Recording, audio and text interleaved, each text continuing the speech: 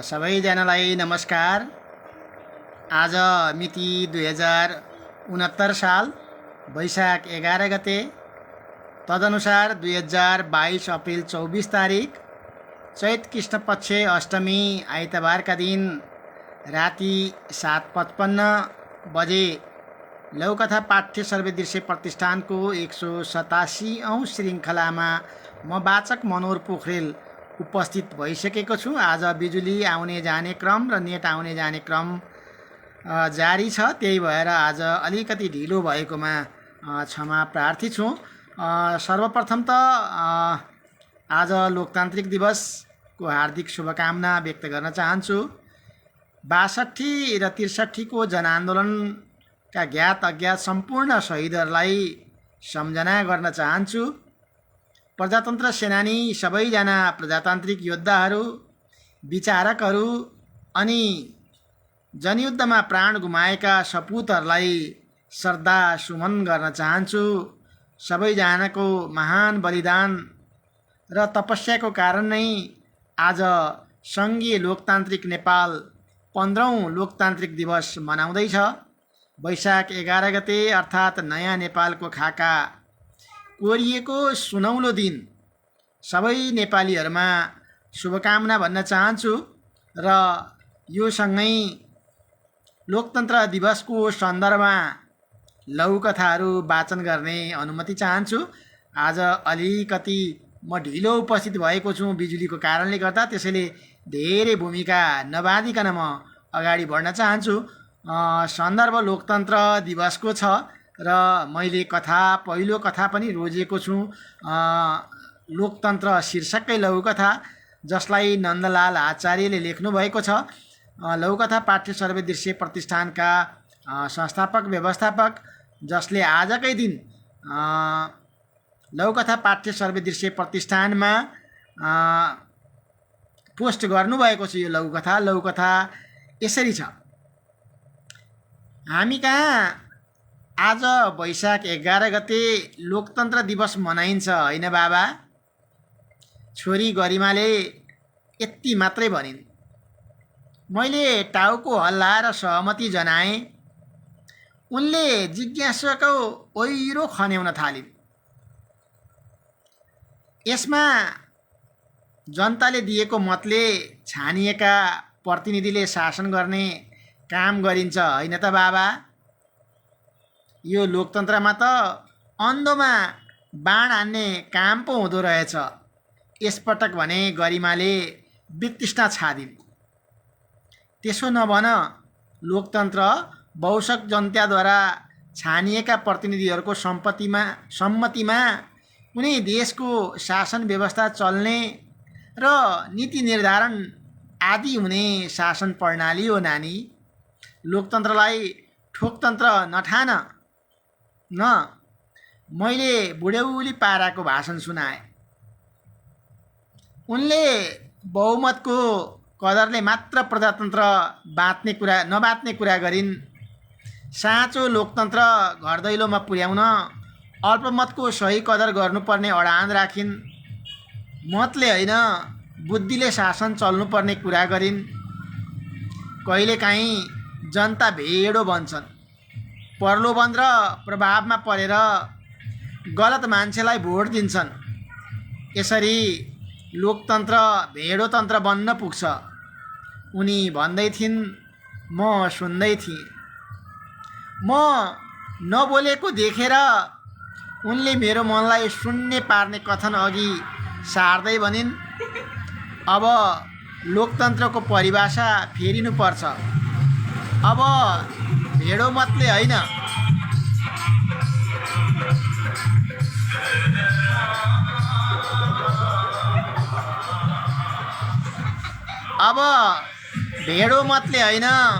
बौद्धिक मतले देश चल्ने व्यवस्था आउनुपर्छ।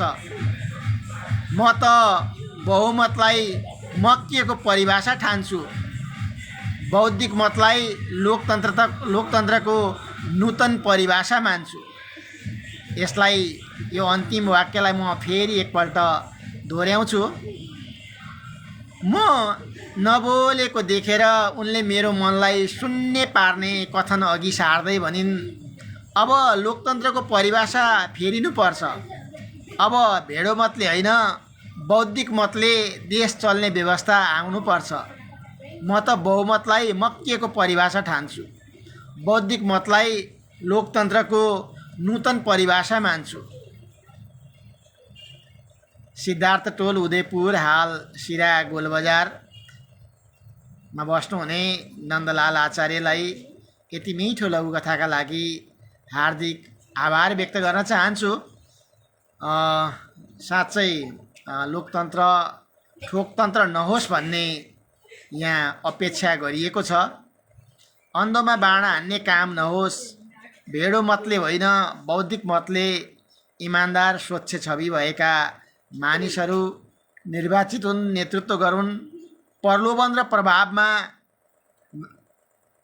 मतदाताहरू नपरुन्, सही मान्छेहरूलाई चयन गरून् भन्ने यो लघुकथाको आशय छ र अत्यन्तै सान्दर्भिक छ। स्थानीय निर्वाचन नजिकै आएको सन्दर्भमा र लोकतन्त्र दिवसकै दिन आज स्थानीय तह निर्वाचनमा उम्मेदवारी पनि आज 10 बजेदेखि सुरु भएको छ। भोलि अपराह्न 5 बजेसम्म मनोनयन दर्ताको क्रम रहने भनेर निर्वाचन कार्यालयले जानकारी दिएको छ।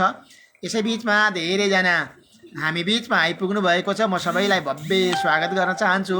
नन्दलाल आचार्यजीले नमस्कार भन्नुभएको छ, उहाँलाई पनि नमस्कार छ। पुनम पोखरेल नानी मैयाले हेरिरहनु भएको छ, उहाँलाई पनि भव्य स्वागत छ। नन्दलाल आचार्यले लेख्नुहुन्छ, अब चाहिँ बेला भएछ सबै साहित्य प्रेमीमा एकमुष्ट अभिवादन र नमस्कार साथै स्वागत भन्ने र सुन्ने सबैमा भनेर भन्नुभएको छ। अत्यन्तै धन्यवाद छ यो स्वागतका लागि। हाम्रो तर्फबाट भव्य स्वागत छ। तोयनाथ सुवेदीले पनि लेख्नु भएको छ, नमस्कार सबै साहित्यिक मनहरूमा भनेर लेख्नु भएको छ। देवी प्रसाद थापा पनि आइपुग्नु भएको छ। तोयनाथ सुवेदी र देवी प्रसाद थापालाई पनि हार्दिक स्वागत छ। देवी प्रसाद थापा लेख्नुहुन्छ, नमस्कार हजुर, मैले पनि नमस्कार टक्राएँ। यसै गरी कर्ण उत्सव आचार्य कञ्चनपुरमा बस्नुहुन्छ, पत्रकारिता गर्नुहुन्छ, उहाँलाई पनि भव्य स्वागत छ। लक्ष्मी रिजाल पनि आइपुग्नु भएको छ, नमस्कार भन्नुभएको छ, हाम्रो पनि नमस्कार छ। आज उत्तम आचार्य अर्का पत्रकार मेरा मित्र, उहाँ पनि आइपुग्नु भएको छ र नमस्ते भन्नुभएको छ, मेरो पनि नमस्ते छ र भव्य स्वागत छ। लक्ष्मी रिजाल लेख्नुहुन्छ, आज लोकतन्त्र दिवसको सबैलाई शुभकामना छ। लोकतन्त्र दिवसको साँच्चै सबैलाई शुभकामना छ। जनआन्दोलनको सफलतासँगै युद्धरत नेकपा माओवादी शान्ति प्रक्रियामा फर्किएको थियो। आजका दिन तत्कालीन राजा ज्ञानेन्द्र शाहले विगठित संसद पुनर्स्थापना गर्दै जनताको नासो जनतालाई नै दिए भनी शासन सत्ता नेपाली जनतालाई सुम्पिएर नारायण हिटी दरबारबाट बहिर्गमन भएका थिए। त्यही वैशाख 11 गतेको दिनलाई लोकतन्त्र दिवस भनेर मनाउन थालिएको हो र यो लोकतन्त्र दिवसको अवसरमा सबैलाई हार्दिक शुभकामना छ र आउनुहुने सबैजनालाई भव्य स्वागत छ। उत्तम आचार्यजी आउनुभएको छ, लक्ष्मी रिजालजी आउनुभएको छ, उत्सव आचार्यजी आउनुभएको छ, सबैलाई मैले पुनः हार्दिक स्वागत गरेँ र दोस्रो लघुकथातर्फ म गइरहेको छु। यो दोस्रो लघुकथाको शीर्षक छ प्रवचन, जसलाई ढाकामोहन बरालले लेख्नु भएको छ र ढाकामोहन बरालजीले यो हाम्रो लघुकथा पाठ्य सर्वे दृश्य प्रतिष्ठानको फेसबुक पेजमा आजको मितिमा पोस्ट गर्नुभएको लघुकथा हो। म यसलाई सरस्वती वाचन गर्ने अनुमति चाहन्छु। कथा यसरी सुरु हुन्छ। सधैँ प्रसन्न हुनुहोस्, समस्या सबैको हुन्छ, आफ्नो समस्या मात्र ठुलो नठान्नुहोस्। सकिन्छ समस्या समाधानको प्रयत्न गर्ने हो, तर समस्यालाई लिएर पीर मान्नु हुँदैन। स्वामीजी बोल्दै जानुभयो। करतल ध्वनिले हल गुन्जिरह्यो। बेला बेलामा रिस, राग, असन्तोषदेखि परै बस्नुहोस्। धेरै रिसाएपछि बुद्धि र ज्ञान नष्ट हुन्छ, स्मरण शक्ति हराएर जान्छ। त्यसै कारण आजैबाट रिसाउन छोड्नुहोस्। प्रवचन चलिरह्यो। सबैले बेला बेलामा ताली बजाइरहे। आजको शनिबार एक संस्थाले आफ्ना कार्यालयमा काम गर्ने सम्पूर्ण कर्मचारीहरूलाई सकारात्मक सोच जगाउन प्रवचन कार्यक्रम आयोजना गरेको थियो। स्वामीजी बोल्दै जानुभयो, गीतामा श्रीकृष्णले भन्नुभए जस्तै कर्म गरिरहनुहोस्, फलको आशा नराख्नुहोस्। तपाईको मानसिक तनाव र चिन्ता भाग्न आजबाट नै सुरु हुन्छ। दायित्वको बारेमा बताउँदै उहाँले भन्नुभयो, हामीहरूले आमाको ऋण, बुवाको ऋण र मातृभूमिको ऋण तिर्न कहिले पछि पर्नु हुँदैन। यस प्रकार प्रवचन चलेर सकिएपछि सबैजनालाई घर जान हतार भयो। कारमा स्वामी बसिसक्नु भएको थियो, तर हर्कबहादुर ड्राइभर कारमा बसिसकेका थिएनन्। स्वामीजीको आँखा जुत्ने गोरुको जस्तो देखिन्थ्यो, श्वास लामो लामो थियो र अनुहार भावमृग खोसिएको सिंह जस्तै थियो। हर्क मामा, स्वामीजीको अनुहारको आभा त हलभित्रको जस्तो छैन नि अहिले त, रक्षाले सुटुक्क भरिन्। कारको टायर चेक गर्ने न्युमा हर्कबहादुर पनि रक्षाको छेउमा आएर बिस्तारै बोले, आजको पारिश्रमिकमा अग्रिम कर कटाएर भुक्तान भयो भनेर रिसाउनु भएको छ। अझ हिजो बेलुका त आफूलाई 5 तारे होटलमा राख्नुपर्छ भनेर कस्तो लफडा थियो भान्जी। हर्कबहादुरले गाडी अगाडि बढाए। रक्षा आफ्नो स्कुटरमा बसेर एकैछिन टोलाइरहिन्। कथा सकियो। पोखरा 7 मासबार कास्कीका ढाकामोहन बरालजीलाई यति मिठो लौकथा जसको शीर्षक प्रवचन हो, यसका लागि हार्दिक आभार र धन्यवाद व्यक्त गर्न चाहन्छु। सधैँ प्रसन्न रहनुहोस्, कहिले नरिसाउनुहोस्, रिसराग असन्तोषदेखि टाढै बस्नुहोस् भनेर प्रवचन दिने महात्मा पनि रिसाएको कुरा, वास्तविकमा रिसाएको कुरा बाहिर एउटा भित्र अर्को स्वरूप देखिएको छ यो कथामा, र यो कथाले अत्यन्तै सही सन्देश दिएको छ। बाहिर जस्तो भित्र पनि त्यस्तै हुनुपर्छ। बोली र व्यवहारमा कार्यान्वयन हुनुपर्छ, अन्यथा प्रवचनको कुनै अर्थ रहँदैन भनेर एउटा सन्देश दिन खोजिएको छ यो लघुकथाले। यति मिठो लघुकथाका लागि हार्दिक धन्यवाद छ। खगेन्द्र बस्यालजी पनि आइपुग्नु भएको छ। म पनि रूपन्देहीबाट सबैलाई नमस्कार गर्दै हाजिर हुन आएको छु है भनेर भन्नुभएको छ। खगेन्द्र बस्यालजीलाई पनि भव्य स्वागत छ सप्तरी जिल्लाबाट। यसै गरी लक्ष्मी रिजालजीले लोकतन्त्रमा लोकको हित हुनुपर्ने हो, तर बाङ्गो बाटोबाट काम भएर हामी कहाँ उपास मात्रै भएको छ भनेर लेख्नु भएको छ। साँच्चै लोकतन्त्र हामीले जे सोचेर लोकतन्त्र ल्यायौँ, राज संस्थाको पारिवारिक र जहानिया प्रत्यक्ष शासन अन्त्य गऱ्यौँ, लोकतान्त्रिक गणतन्त्रको संस्थागत पुनरागमन गऱ्यौँ, भव्यताका साथ मनाउँछौँ यो दिनलाई। आजका दिनदेखि हामीले उम्मेदवारी, स्थानीय तहको उम्मेदवारी पनि मनोनयन सुरु भएको छ।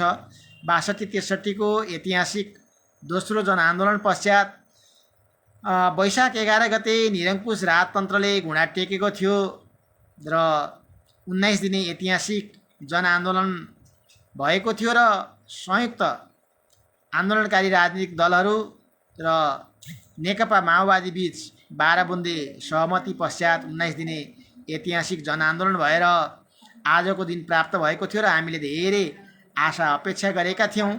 त्यो अनुरूप मुलुक अगाडि नबढिरहेको भनेर जनताबाट, नागरिकहरूबाट आलोचना र टिप्पणीहरू आइरहेको छ। वास्तवमा लोकतन्त्रमा लोकको हित हुनुपर्छ भन्ने आशयको मिठो टिप्पणी गर्नुभएको छ लक्ष्मी रिजालले। उहाँलाई यति मिठो टिप्पणीका लागि हार्दिक आभार व्यक्त गर्न चाहन्छु र तेस्रो लघुकथातर्फ म अगाडि बढ्न चाहन्छु। तेस्रो लघुकथा नारायण तिवारीजीको छ। उहाँले लघुकथा लेख्नु भएको छ किछो नै हेतै। यो किछो नै हेतै शीर्षक चाहिँ नि मैथिली भाषामा छ, तर लघुकथा चाहिँ नि नेपाली भाषामै छ।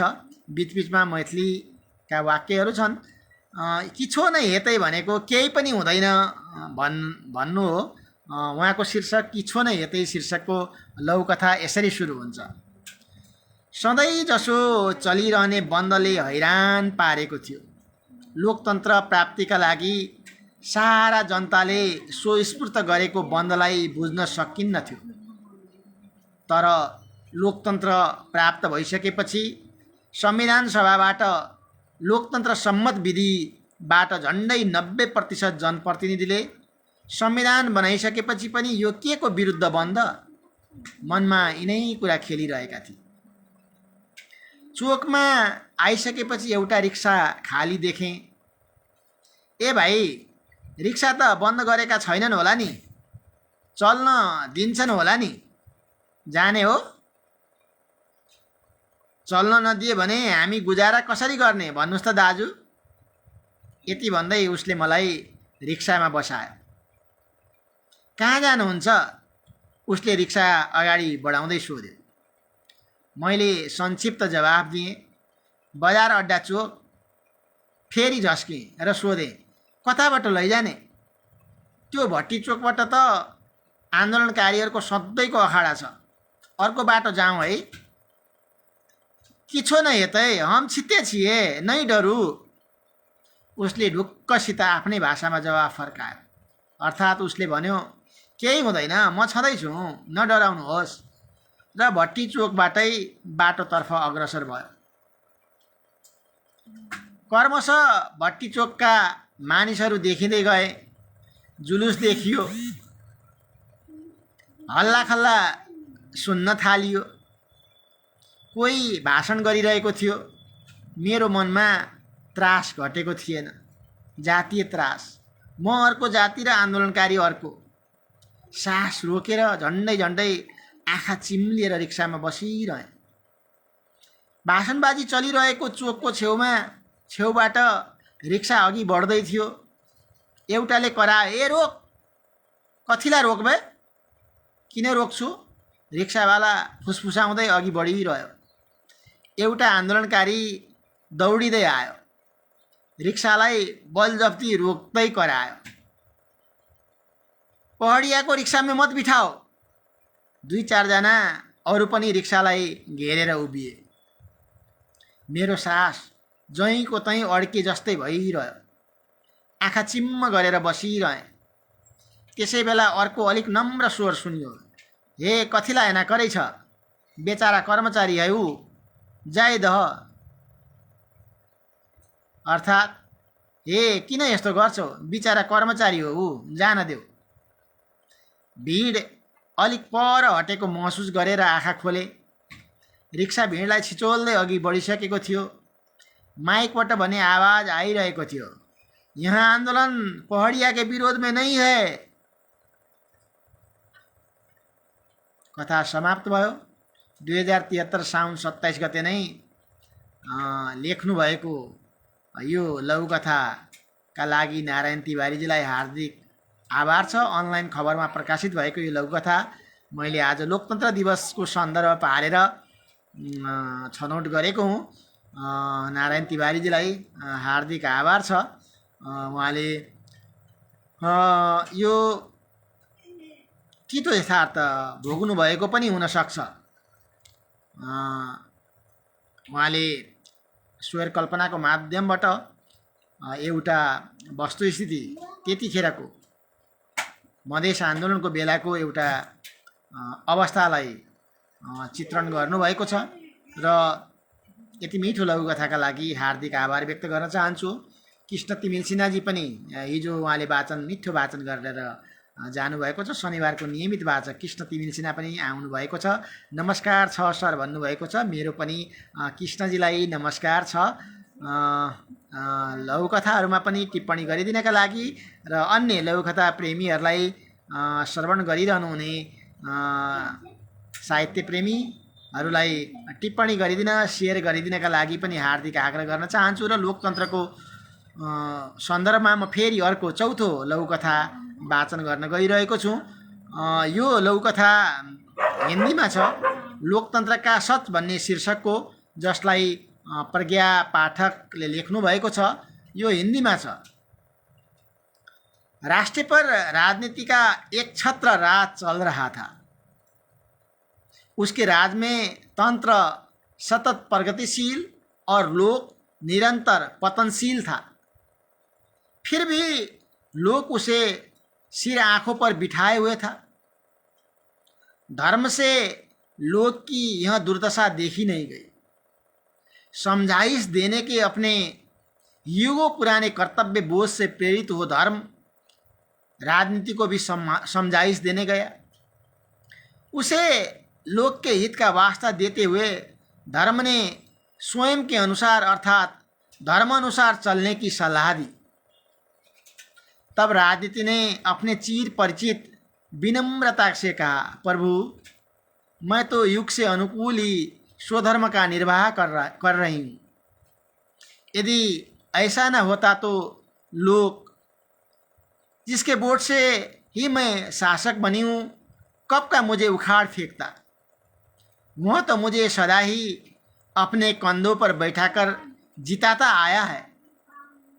हाँ, एक बात अवश्य है भगवान, लोग पर आपका प्रभाव मेरी तुलना में अधिक है। अतः आप उचित समझे तो मेरे साथ आ जाएं। हम दोनों को साथ देकर लोक निश्चित ही बहुत खुश होगा और मेरे राजदंड तथा आपके धर्मदंड के तले निरंतर उन्नति करता रहेगा। राजनीति की यह पलट समझाइश धर्म को जच गई। प्रज्ञा पाठक को इतनी अच्छी लघु कथा के लिए हार्दिक आभार व्यक्त करना चाहता हूँ। उनकी लघु कथा को मैं नेपाली में भी अनुवाद करने की प्रयत्न कर रहा हूँ। नेपालीमा यो लघु कथा यसरी छ। यसको शीर्षक छ लोकतन्त्रको सच अर्थात् लोकतन्त्रको सत्य भन्ने हो। राष्ट्रमा राजनीतिको एक छत्र राज्य चलिरहेको थियो।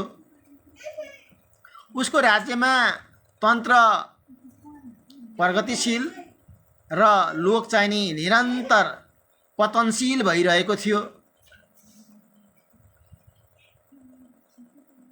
फेरि पनि लोक उसलाई टाउकोमा राखेको अवस्था थियो। धर्मलाई लोकको यो दुर्दशा सह्य भएन। सल्लाह सुझाव दिनका लागि जुन युग पुरानो एउटा कर्तव्य बोध हो धर्मको, त्यसले प्रेरित भएर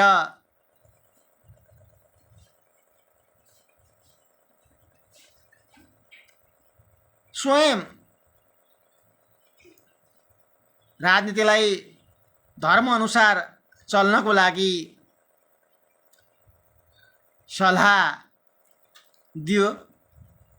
तब राजनीतिले चिर परिचित पुरानै शैलीमा विनम्रतासँग भन्यो, प्रभु म त यही युग अनुकूल नै स्वधर्मको पालना गरिरहेको छु।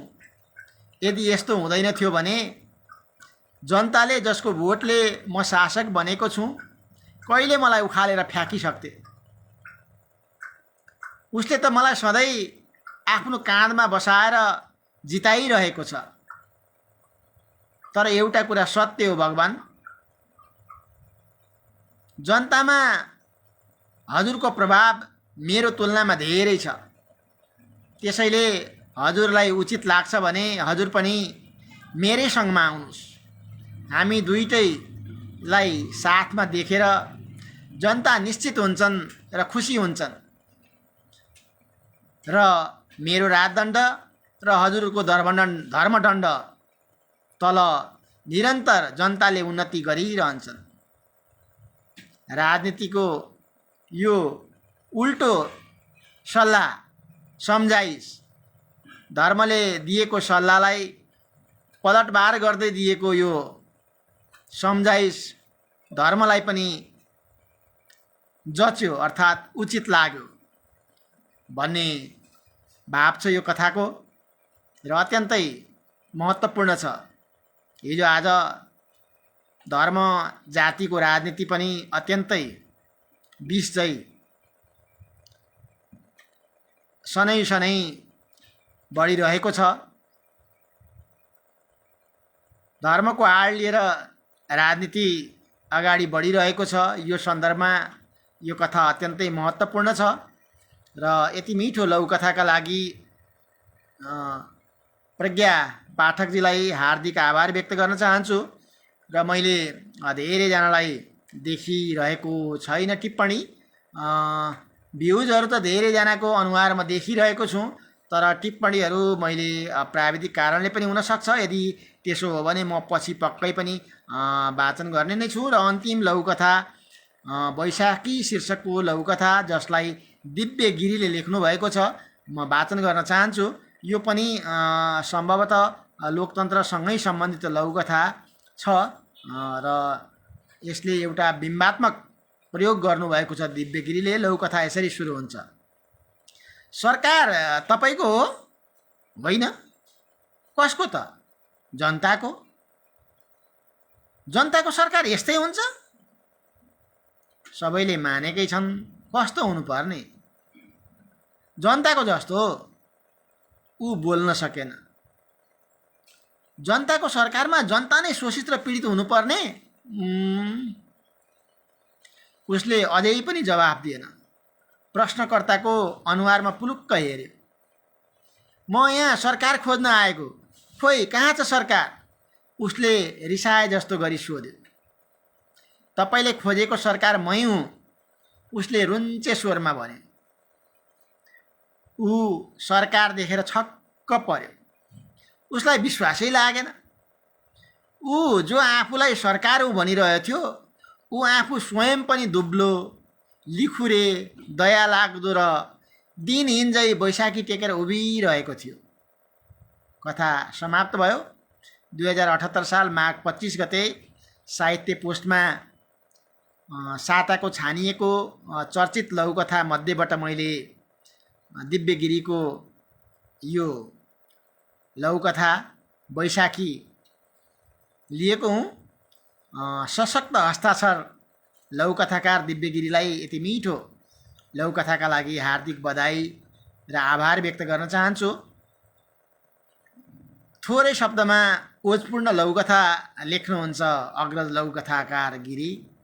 प्रस्तुत लघुकथा वैशाखी पनि बिम्बात्मक लघुकथा हो। यस लघुकथामा वैशाखी टेकेको एक व्यक्ति झै सरकार दिनहीन, लिखुरे, कमजोर, दुब्लो देखाइएको छ। नेपाली जनताको लागि नेपालको प्रत्येक सरकार यही लघुकथाको बीज वाक्य झै दया लाग्दो छ र यसले यो अर्थमा धेरै ठुलो सन्देश र शिक्षा दिएको छ र व्यङ्ग्य प्रहार पनि गरिएको छ। र यति मिठो लघुकथाका लागि हार्दिक धन्यवाद र आभार व्यक्त गर्न चाहन्छु हाम्रा अग्रज लघुकथाकार दिव्य गिरीजीलाई। र लघुकथा वाचन प्रक्रियामा 5वटा लघुकथाको वाचन समाप्त भइसकेको छ। फेरि पनि नेपालको लोकतान्त्रिक दिवसको अवसरमा हार्दिक शुभकामना व्यक्त गर्न चाहन्छु। देशलाई समृद्धिको बाटोमा हिँडाउन यो यात्राले नेपालीको आकाङ्क्षा पुरा गर्न सकोस्। त्यसो त 2072 असोज 3 गते नेपालको संविधान जारी भएको छ र सफलतापूर्वक संविधान सभाको यात्रा 72 साल असोज 3 गते संविधान जारी भएर एउटा टुङ्ग्यौनीमा पुगेको छ। नेपालमा लोकतन्त्र दिवसको अवसरमा चोक चौताराहरूमा कतै दीप प्रज्वलन भइरहेको होला, कतै मैनबत्ती बालिरहेको होला, नगर तथा टोल सरसफाई भइरहेको होला, प्रभात फेरी भएको होलान्, कतै प्रवचन भइरहेका होलान्, कतै जनआन्दोलनका शहीदहरूको सम्झना गरिरहेका होलान्, घाइते तथा उनीहरूका परिवारलाई सम्मान गरिँदै होला। आज मानव अधिकार र लोकतन्त्रका पक्षमा क्रियाशील सङ्घ संस्थाहरूले खबरदारी सभाहरू गरिरहेका होलान्। ऐतिहासिक आन्दोलन पश्चात गठन भएको संविधान सभाले जारी गरेको नेपालको संविधान 2072 प्रभावकारी रूपमा कार्यान्वयन हुन सकोस्, त्यसमा रहेका असन्तुष्टिहरू पनि क्रमशः सम्बोधन हुँदै जाउन्, संविधान प्रगतिशील बन्दै जाओस् र नेपालको संविधान 2072 को प्रभावकारी कार्यान्वयन हुँदै जाओस् भनेर शुभकामना व्यक्त गर्न चाहन्छु। शहीदहरू र शहीदहरूको परिवारको सम्मान हुन सकोस् र उनीहरूले देखेको सपना साँचो अर्थमा पुरा हुन सकोस् भनेर शुभकामना व्यक्त गर्न चाहन्छु। लोकतन्त्र दिवसको सबैमा हार्दिक शुभकामना व्यक्त गर्दै आजको वाचन प्रक्रियालाई यही विराम दिएको जानकारी गराउँदै सबै साहित्य अनुरागीहरूमा, लघुकथा प्रेमीमा, स्रष्टा, द्रष्टा, श्रोता, दर्शक महानुभावमा म हार्दिक आभार ज्ञापन गर्दै यहाँहरूबाट ओझेल हुन चाहन्छु। शुभरात्रि, नमस्कार।